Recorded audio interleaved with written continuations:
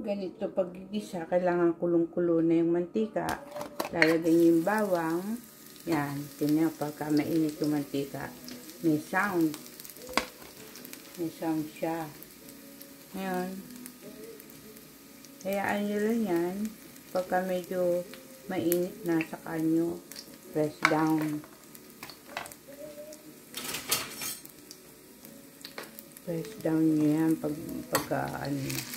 Huwag nyo lang masyadong lulutuin kasi pagka pumapakla saka nasusunog, lalo na kung pambenta nyo, akala nila parang may langaw na dumikit.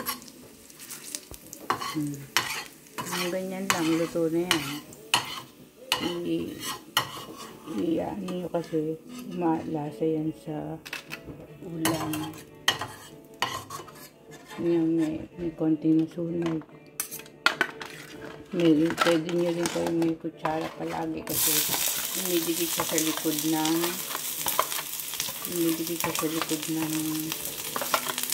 ng sandok.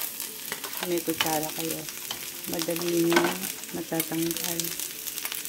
Mainit kasi pagka ginamit yung kamay, madali kayo magkakaroon ng sugat. Ngayon na ang foil.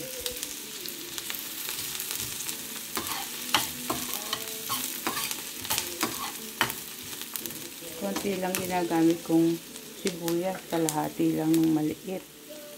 Kasi maasim pagka maraming kayang nilagay, sa kabawal din sa mga mirayuma. Yan, ito ang kamatis na walang inalisang buto. Kasi kaya ako inaalis ang buto para later on hindi tataas ang uric acid na pinagmumula ng mga pain, mga pagkirot ng mga rayuma. Pagka may sulok na bawang, maitim. Pag maitim, akala nila langaw o insekto.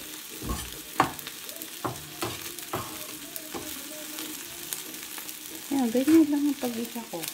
Tapos papatakan ko na siya ng pati. Okay? Tapos lalagay ko na lahat ng ilalagay ko na po doon sa nilagang munggo. Saka ilalagay na itong sabaw ng hipon. Ngayon, yung sabaw ng hipon. Sabaw ng hipon, gagamitan nyo na ito. Ito. Yan. Para pagbuhos dyan, halo-halo na sila. Tapos yung isisipuyo. Yun lang. Para ilagay ang dahon ng ampalaya. Kasi ito, nung nilagay ko sa freezer, hugas na yan. So,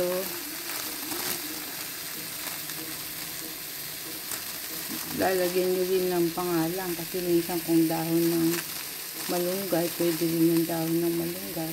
Mga ganun lang kakaunti. Nilalagay ko kasi sa plastic na malutong. Kasi pag plastic lang, lumalas ang plastic.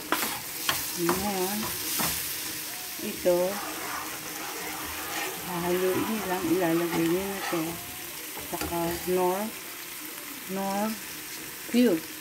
Ang isang piraso. Ito po, nor cube. Ngayon, kung gusto nyo ng chicken cube, pwede rin. Kung ano available sa inyo. Thank you for watching. See you on my next vlog. Bye.